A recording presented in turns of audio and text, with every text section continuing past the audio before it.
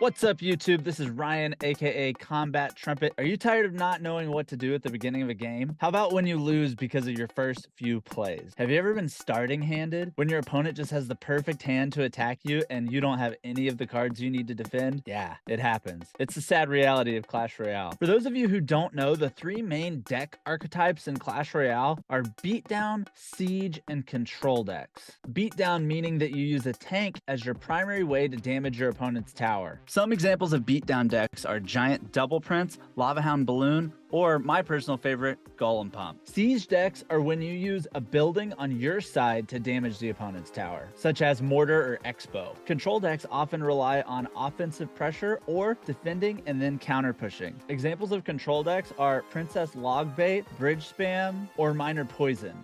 Basically, control decks are always trying to control the pace of the game. I guess you're kind of always trying to do that no matter what deck you're running. But today, we're going to focus on how you play starting hands with a beatdown deck. Most beatdown decks are constructed the same way. These concepts are going to be interchangeable so that you can customize your deck using the cards that you have unlocked. Let's start a deck breakdown using cards that everybody should have unlocked because you get these right at the beginning of the game. So in this example, your win condition is going to be Giant. It's the main card that does damage to your opponent's towers. Next, you want to have a building, and for this, we'll use Goblin Hut. It's your main defense, and it's used against your opponent's win condition. Next, you're going to want to have a big spell, so we'll use Fireball. Usually this costs 3 or more elixir, and it's your most important spell. Use it to defend early or to take out your opponent's defense while you're attacking later in the game. You're also going to want to run a smaller spell, 2 or 3 elixir cost. You use it in the same way as your big spell, but the advantage of the small spell is that it's cheaper and you can cycle it in the beginning if your starting hand is bad. Next, you're going to want to have a high damage air unit. For this, we'll use Musketeer. It's a tank killer. It counters your opponent's units and also supports your win condition on offense later in the game. You're going to want a splash damage unit. For this, we'll use Minions. I know Minions aren't technically splash. Your splash damage unit can be air or ground, but it just needs to be good at crowd control, meaning that it can deal with all your opponent's swarm units. Your 7th card, you're going to want a high damage ground unit. This is your primary tank killer and ground DPS, or damage per second. And for this, we'll use Mini P.E.K.K.A. Last but not least, the 8th card in your deck needs to be a utility unit. It's a versatile card that covers any weaknesses or adds to your deck strength. It's usually fast or it's good at counter pushing. What I mean by that is you can use it on defense and then transition into offense. And for this spot, we're going to use archers. I'm just going to show you some opening plays that are not going to put you in a bad position if you're using a beatdown deck. One thing I didn't explain about the format of Clash Royale is that Clash Royale is a 5-minute game. There's 3 minutes of regulation and 2 minutes of overtime. The first 2 minutes of regulation are single elixir, where you regenerate elixir at the standard rate. With 1 minute left to go in regulation, you generate double the amount of elixir, so we call that double elixir, or 2x. Double elixir lasts for 2 minutes as well. It lasts for the last minute of regulation and the first minute of overtime. The final minute of overtime, the 5th minute of the game, you start getting into triple elixir. You regenerate elixir 3 times as fast. So because you're probably running a heavy beatdown deck, that gives you an inherent advantage over your opponent as long as your deck is heavier than theirs. The later the game goes before you've made a move, the more of an advantage you have. Oftentimes the best move is not making a move. See what your opponent does and respond accordingly. All right, so first play, you don't want to use your spell or your building or your win condition. You don't want to give away the secret sauce. So we just cycle an archers in the back, our utility card. We kind of ignore that minions because it's just not going to do very much damage. And then we will go ahead and play the building just to apply some pressure. And as you can see, I'm hovering Giant just to see if I can take advantage of him leaking elixir. He plays kind of a weird miner, and then he misses his zap. I go ahead and put my win condition in front of the counter-pushing spear goblins, and then I try to snipe the barbarians at the bridge. And now you can see I'm just hovering minions to try to clean those up and just add a little bit more pressure. So he uses his arrows, which would kill archers. So I just go ahead and play archers at the bridge to try to get some fast damage. And look at that. Right at the beginning of the match, we are up about half a tower. So this guy plays his win condition. If you notice, I don't have any good air counters at that point. So I just go in for a mini P.E.K.K.A. to apply some pressure. And then he plays right into my hand. He plays minions. I arrows it. And then we get the tower, and that's just basically game. Anyway, it's just like knowing the starting plays and being able to put yourself in a good spot. Also, as you can see here, we were able to completely flip this matchup. We had a 32% chance to win, according to Royale API. All right, jumping into our next match. This is a little bit more fair. We have a 48% chance to win. So he goes Goblin Hut in the back. We just respond with another Goblin Hut, but this time in the front. All right, he's going to play another building in the back, and this is really important right here. How is he going to defend this? So we just go with our win condition and then a little minions to pressure. That Fire Spirit doesn't kill the minions, and look how much damage we get. He does Tornado and kill the minions there, but look, the damage has been done. His tower is basically down. All we have to do is Fireball. He pumps, and we take that fat Fireball value. We take the tower. We get that pump down. Awesome. You see what I'm talking about? Like, you just put yourself in such good situations when you do the starting plays correctly. All right, last example using this really bad beginner deck. So as you can see, we have Mini P.E.K.K.A, Arrows, Musketeer, and Fireball. None of those are good starting plays, so we want to kind of wait. All right, so here against the Tombstone, we can just Arrows, hit their tower, and basically kill their Tombstone. Okay, he does a little bit of bridge spam. That gets a little bit of damage, but we can basically ignore it. Again, we're not playing our high damage units yet. We're splitting our utility card in the back, forcing him to play something else. He plays a Phoenix, so we go for a Musketeer in the back that will full counter for no damage. He goes with a Barb Barrel and then an Arrows. Right here, since our Musketeers survived, we're going to go with a Giant at the bridge and then quickly Minions because he just used his Arrows. So he's away from his Minions counter. That was a really good Mighty Miner ability to kill those minions there. Yeah, he did a really good job on defense there. My Mini P.E.K.K.A was actually kind of bad, but this is a good teaching moment here. When you overcommit, you put yourself in a bad spot. And I overcommitted right there, and then I was forced to use archers again on defense because I didn't want to allow even more damage. Moving ahead in the match, we're into overtime now, and he has Graveyard and Freeze. Oh boy. So we play archers way off to the side, so it'll continue to damage. He just used his arrows, though, so you just have to pay attention to that, use minions to punish it. I try to do the same big push again to him, and it just fails miserably. So now what I'm planning to do is stack buildings in the back to defend his graveyard. He just used his arrows, so he can't really graveyard into a bunch of archers and a goblin hut. So now we're starting a big push in the back, and hopefully he won't be able to defend. We get Mini P.E.K.K.A down so that it can kill the Mighty Miner as quick as possible. And then again, you're just using your air defense to snipe theirs. And now we're pressuring. This is what we wanted to get to. We wanted to get his Tombstone out of cycle so that we could arrows it. And then we get a second Giant down.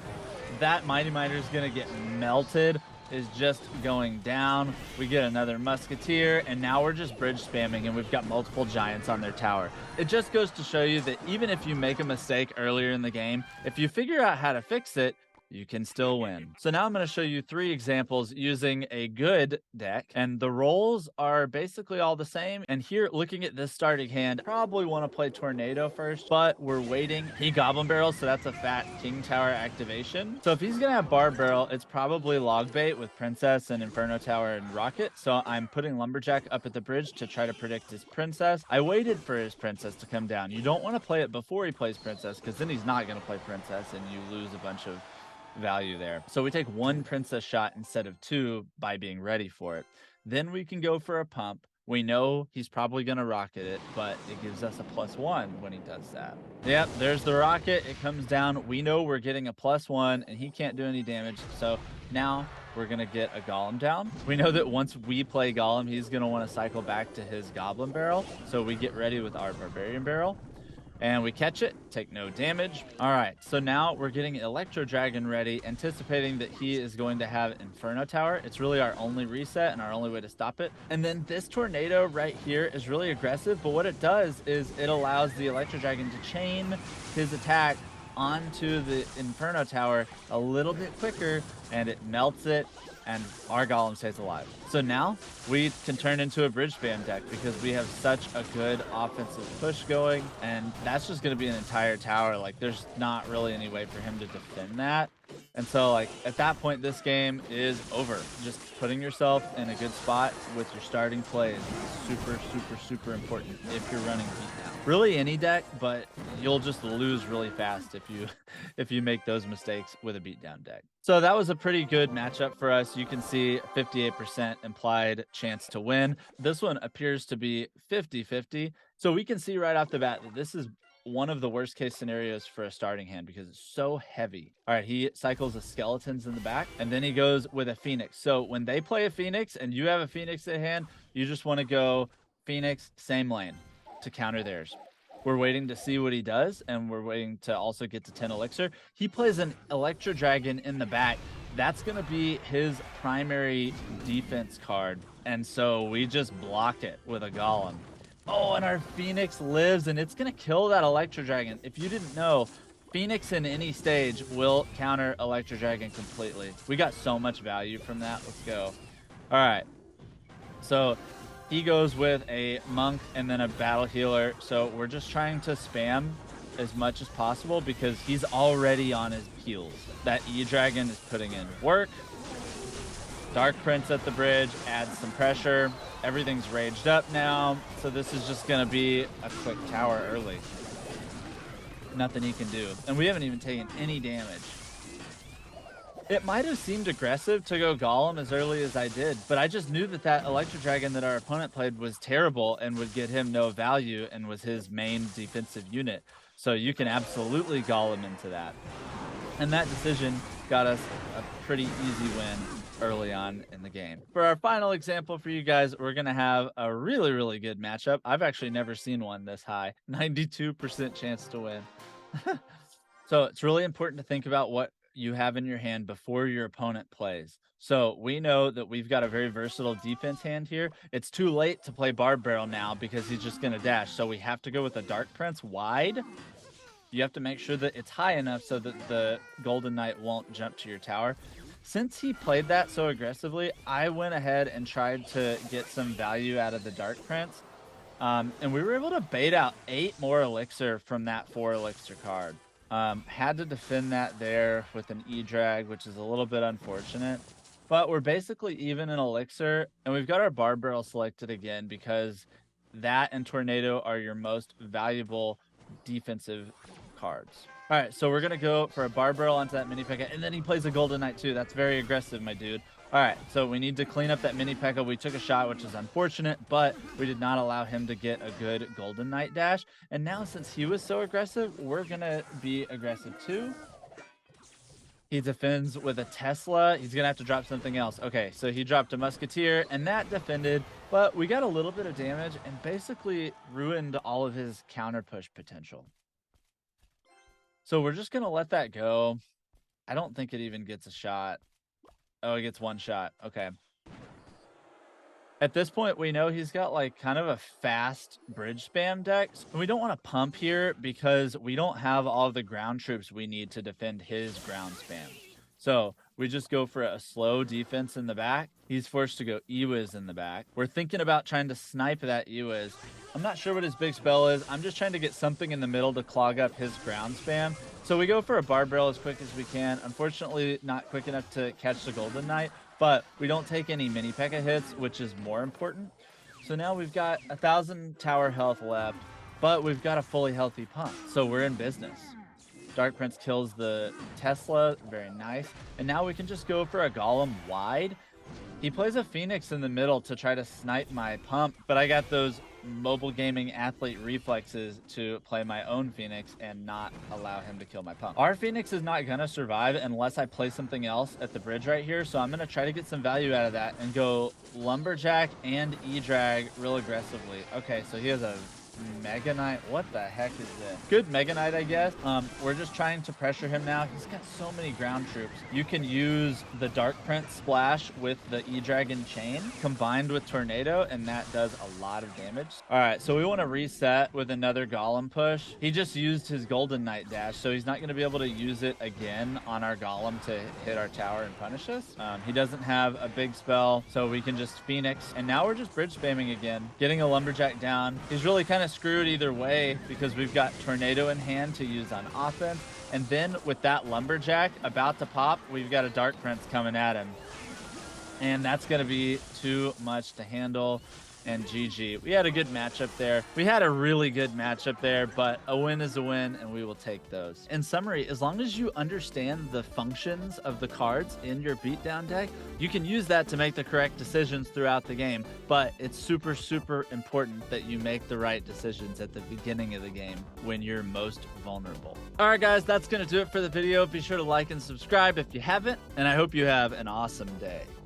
Peace.